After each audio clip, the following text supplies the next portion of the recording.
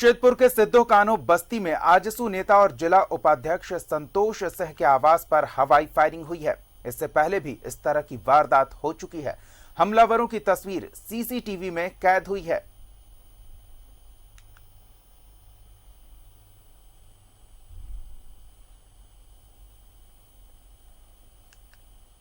तो इन तस्वीरों में साफ तौर पर देखा जा सकता है किस तरह से बाइक सवार आते हैं और घर के सामने फायरिंग करते हैं।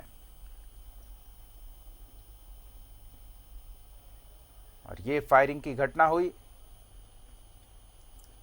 इस बाबत पुलिस में शिकायत दर्ज कराई गई है। हमलावरों की ये तस्वीर सीसीटीवी में कैद हो गई है। और अधिक जानकारी के साथ हमारे सहयोगी प्रवीण जुड़ रहे हैं। प्रवीण, आजसू नेता के घर पर फायरिंग का ये मामला सामने आया है, क्या और जानकारी मिल पा रही है इस बारे में? जी दीपक, जैसा कि लगातार ये देखा जा रहा है कि शहर में अपराधियों का मनोबल बढ़ता जा रहा है। हर विभिन्न थाना क्षेत्रों में लगातार, चाहे वो चैन छिनते की घटना हो, चाहे वो गोली चालन की घटना हो, लगातार ऐसी घटनाएं जो हैं उसमें इजाफा हो रही है। और लगातार प्रयास भी किया जा रहा है। इससे हम कतई हट नहीं सकते, पीछे हट नहीं सकते कि जिला प्रशासन की तरफ से कोशिशें की जा रही है। अभी जो ताजा मामला की हम बात कर रहे हैं वो है बर्मावांस थाना क्षेत्र के सिद्धो कान्हू बस्ती का, जहां पर संतोष कुमार सिंह जो जिला उपाध्यक्ष भी हैं आजसू पार्टी के, वो अपने घर पर मौजूद थे। मंगलवार रात करीब 9:30-10 बजे की बात है, जब दो अज्ञात अपराधी, बाइक सवार अपराधी आते हैं और उनके घर के बाहर फायरिंग की घटना को अंजाम देते हैं। उन्हें भी आवाज आती है कि कुछ बाहर फायरिंग हुई है। जब वो बाहर निकलते हैं तो स्थानीय लोग जो आसपास खड़े थे वो बाहर भीड़ जुटती है, तो उन्हें कुछ पता नहीं चल पाता। तो ऐसे में वो सीसीटीवी फुटेज अपना खंगालते हैं, जो घर के बाहर सीसीटीवी कैमरा लगा हुआ है, तो उसमें देखते हैं कि दो अज्ञात अपराधी आते हैं और जो पीछे जो बाइक सवार जो पीछे बैठा हुआ है बाइक में, वो गोली चालन की घटना को अंजाम देते हैं। तो इस संबंध में इन्होंने बर्मावांस थाना प्रभारी को तुरंत सूचना दी, जहां थाना प्रभारी पहुंचे और जांच पड़ताल की। लेकिन सबसे बड़ी बात यह है कि जब लिखित शिकायत के लिए ये दबाव बनाए और थाना प्रभारी को जब ये फोन करते हैं कि सर हमारे घर के बाहर जो हवाई फायरिंग हुई उसमें हमें लिखित शिकायत करनी है, थाना प्रभारी का जो वर्षन है वो अपने आप में ही आश्चर्यचकित करने वाली बात है। वो कहते हैं कि गोली लगी नहीं है, गोली लगती तब प्राथमिकी दर्ज होती और अभी गोली लगी नहीं है इसलिए प्राथमिकी दर्ज नहीं होगी, एफआईआर की कोई प्राथमिकी दर्ज नहीं होती, जो अपने आप में आश्चर्यचकित करने वाली बात है दीपक की। एक शहर में लगातार अपराधियों का मनोबल बढ़ता जा रहा है और जो थाना प्रभारी, जो रक्षक हैं, वो ही अगर इस तरह से बात करेंगे और इस तरह से माना कि अगर अनुसंधान के क्रम में ये पाते कि ये गोली चालन की घटना नहीं है, ये कुछ और है, वो अलग बात है। लेकिन कम से कम लिखित शिकायत जो है पीड़ित पक्ष का, उनको तो लेना ही चाहिए, क्योंकि जो पीड़ित पक्ष है वो लगातार डरे सहमे हैं। उनके परिवार के सदस्यों से जब हमने बात की, पीड़ित परिवार से बात की, तो ये सामने आ रहा है कि उनके ऊपर भी लगातार ऐसे कई जानलेवा हमला हो चुके हैं इससे पहले भी, और ये फिर घटना को अंजाम देते हैं अज्ञात अपराधी। तो अपने आप में ये सोचने और समझने वाली बात है कि अगर इस तरह से थाना प्रभारी अगर बात करते, तो हमने भी थाना प्रभारी का पक्ष जानने की कोशिश की, तो उनकी अनुपस्थिति में जब हमने दूरभाष से संपर्क साधा तो वो कहते हैं कि ऐसी कोई घटना ही नहीं घटी। अब सवाल ये उठता है कि मान लीजिए घटना नहीं घटी है दीपक, तो कम से कम लिखित शिकायत तो एक्सेप्ट करना चाहिए पीड़ित परिवार का, ताकि जो डरे सहमे, जो मानसिक तनाव से गुजर रहे हैं परिवार के सदस्य, कम से कम उससे तो वो घर से बाहर निकलते। पर ऐसा कुछ भी देखने सुनने को नहीं मिला। जी प्रवीण, हम लगातार थाना प्रभारी से संपर्क करने की कोशिश कर रहे हैं, लेकिन वो कॉल रिसीव नहीं किया जा रहा है। इससे हम समझ सकते हैं कि क्या स्थिति है और किस तरह से अपराधियों को पकड़ने में अपनी जिम्मेदारी से पीछे हट रही है पुलिस। दहशत में है परिवार वाले। आज घर पर गोली चली है और अगर कार्रवाई नहीं होती है तो शायद घर में घुसकर गोली मार दी जा सकती है किसी व्यक्ति को, और अगर ऐसे में पुलिस कोई कार्रवाई नहीं करती है तो फिर क्या मतलब रह जाता है पुलिस के होने का या न होने का? प्रवीण, लिखित शिकायत पर भी कोई कार्रवाई नहीं हो रही है क्या?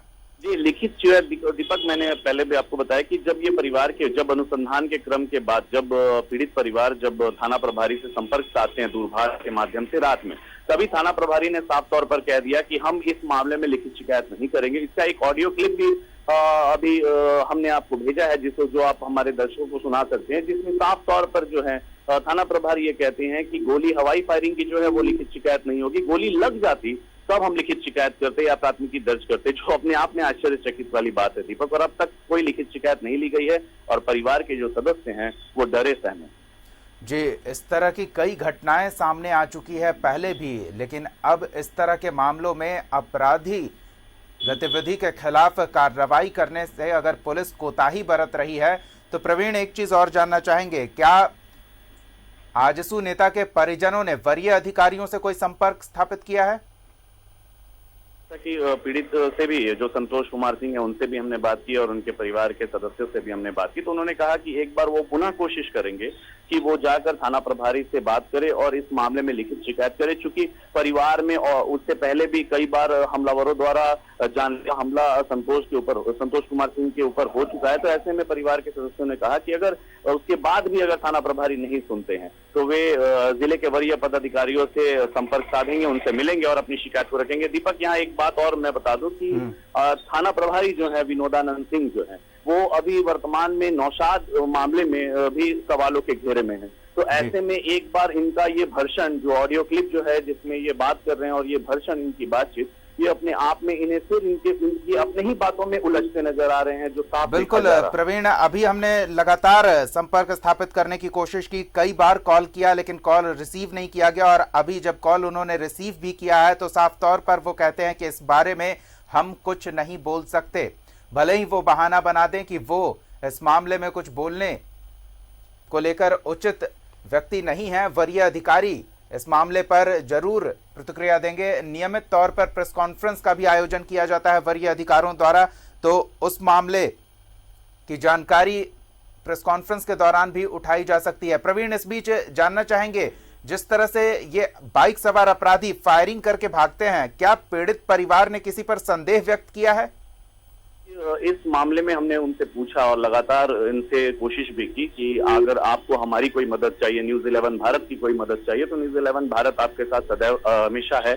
आप बताइए कि किसी तरह की किसी पर शक है, आप शक के आधार पर भी बता सकते हैं। तो हालांकि उन्होंने इस बात से मतलब आनाकानी कहीं ना कहीं वो डर रहे हैं या बच रहे हैं, ये तो साफ नहीं हो पा रहा, लेकिन उन्होंने अभी साफ तौर पर ये कह दिया कैमरे के सामने कि अभी उनको इस मामले में वो कुछ नहीं कह सकते कि किन पर कौन है वो, और किसी पर शक की हमने बात की तो उनसे भी उन्होंने मतलब कहा साफ तौर पर कि किसी पर शक नहीं है। हालांकि इन पर हमला जो हो चुका है वो मामला जो है कई दिनों पूर्व, कई महीनों पूर्व का है, जिस पर सारा उन लोगों का दो पक्षों में बैठकर बातचीत हो गई या सुलह हो गया हो, लेकिन अभी जो मामला है इस मामले में उन्हें किसी पर शक नहीं। तो देखना होगा कि क्या जांच पड़ताल में बात सामने आती है, लेकिन बड़ी बात यह कि पुलिस शायद जांच पड़ताल से भी बचना चाह रही है। प्रवीण, इन तमाम अपडेट्स के लिए आपका बहुत बहुत धन्यवाद। हम लगातार थाना प्रभारी से संपर्क करते रहें, उन्होंने कॉल रिसीव नहीं किया और कई बार के बाद जब कॉल रिसीव भी किया तो बस इतना ही कहा उन्होंने कि वो इस मामले पर कोई प्रतिक्रिया नहीं देंगे। तस्वीरें स्थिति के बारे में बता रही, आजसू नेता की जान को खतरा है, पहले भी उन पर हमला किया जा चुका है और आज उनके घर पर यह हमला होता है, लेकिन पुलिस महकमा इस बात का इंतजार कर रहा है कि किसी की जान जाए, किसी को गोली लगे, तब वो इस मामले में कार्रवाई करेंगे और अपराधियों की तलाश करेंगे। पहले अगर इन अपराधियों को तलाश लिया जाए तो किसी की जान बचाई जा सकती है, लेकिन जमशेदपुर पुलिस इस मामले में कोताही बरतती दिख रही है। ऐसे में अगर कहा जाए कि